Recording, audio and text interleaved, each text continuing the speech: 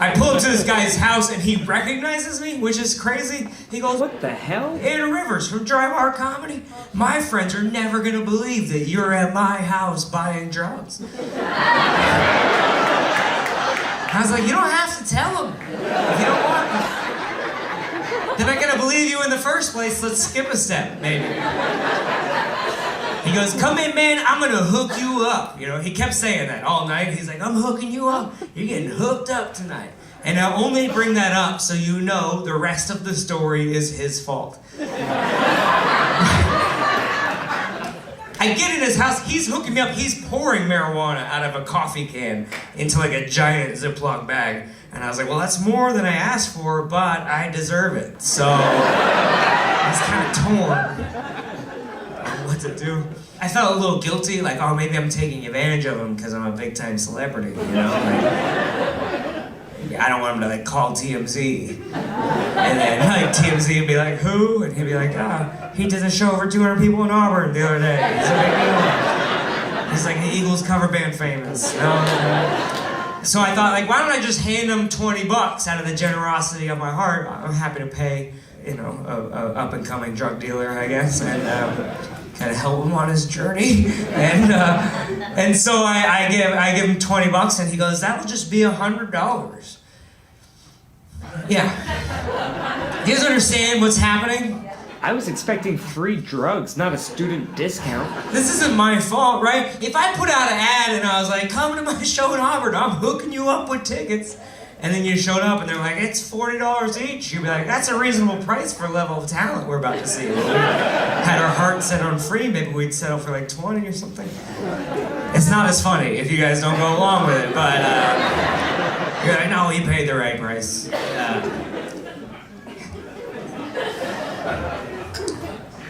But I can't just back out of the transaction and be like, "That's supposed to be free, I'm famous." So I just bought $100 worth of marijuana. And then I left. I gave him 4 stars on Drug Dealer Yelp. I figured, you know, fast service, good hours, but does not accept his competitors' coupons. And the next day I'm driving to the airport because it was my last day in town, which is why I only wanted a little bit of marijuana. And then I'm slowly realizing on the drive to the airport, like, what am I gonna do with $99 of leftover marijuana? I can't just throw it away. I paid good money for this. And then I had an idea. I was like, I'll just mail it to myself. Right? Where would he come up with that plan? Thanks, Mom. I get to the post office, I hand the guy my package, and then we have a moment.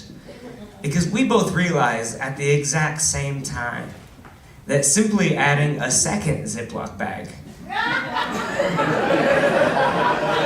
does not cover the smell of $99 worth of marijuana. And I know that seems obvious, but this is only my second felony, okay? You can't expect a lot out of me. First of all, here's the problem. It turns out, when you smoke marijuana, you also smell like marijuana. So the whole car ride, I'm like, I don't smell anything. And then I put it in another bag, and I was like, well, I don't smell anything.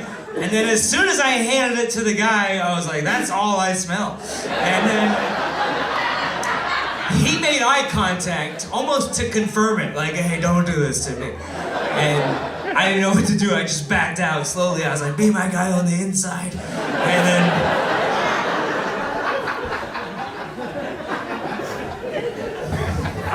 allegedly. And then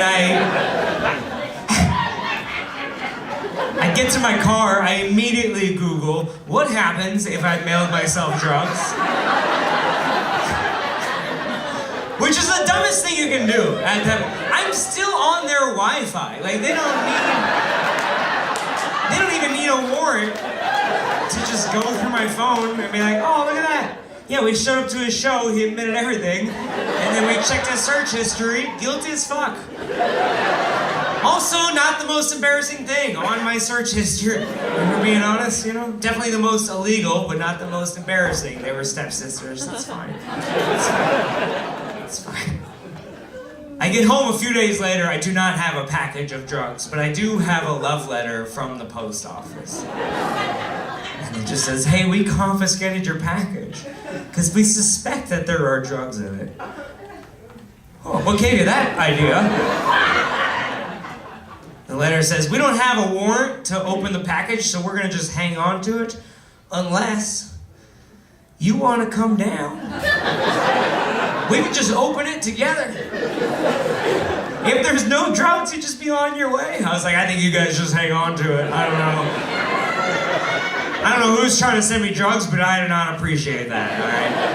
I probably shouldn't have used my mom's return address. I just figured she's already in the system. I'm not going down for this. I got a lot of life to live. Take one for the team, Mom. This is your fault in the first place.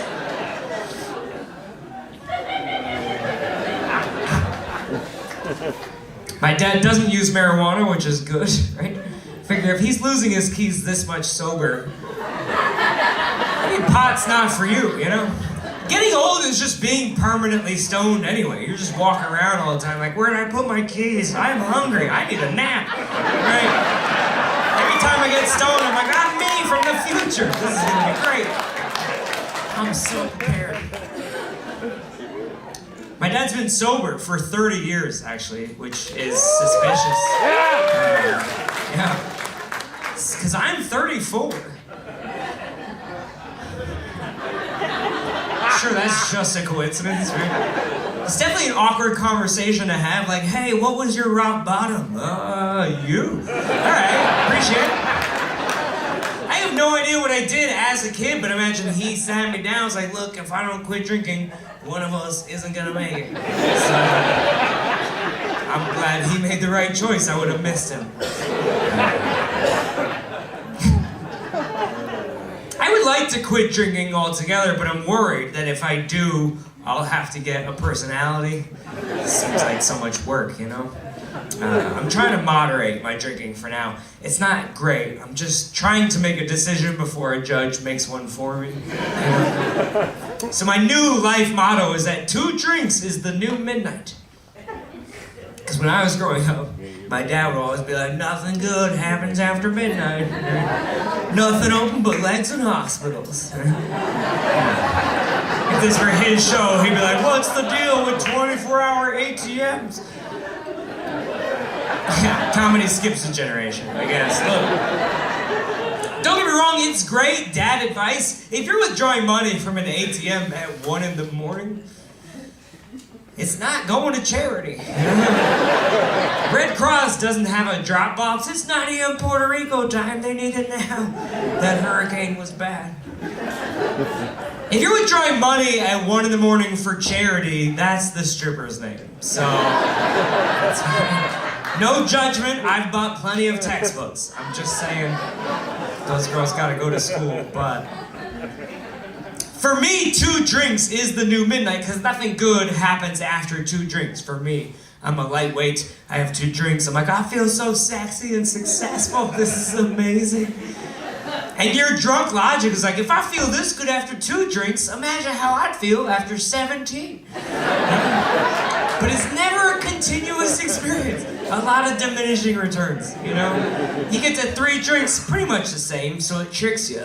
You're like, well, nothing bad has happened. I just gotta keep drinking. And it's like, no, you don't unlock new levels. Tone it down. You get to 4 drinks, it starts going back down, right? 4 drinks, you're like, I should call my ex-girlfriend. I bet she wants to hear from me at 1 in the morning. 5 drinks, you're like, condoms are overrated, you know? And then you get to 7 drinks, you're like, I'm gonna be a comedian! Like, no good decision happens after 2 drinks. So, a couple people clap, oh, it's good, he knows this is a poor choice. Self-awareness is key, that's hopefully he figures something out. Yeah, I don't drink much. I smoke pot more than I drink now, and it's amazing. And I never smoked until it became legal, except for like twice in college, but that doesn't count according to my bisexual friends. Just a phase I was going through, but I like it better. I mean, it makes people tolerable. It makes music 100% better. Every song I've ever heard is the best song I've ever heard. Every time I'm like, this song is a metaphor for my life. I always want girls to shake their Laffy Taffy, but they just won't. Girls, shake that Laffy Taffy. That's the whole song. I don't know what else. It's a beauty. It's the best song.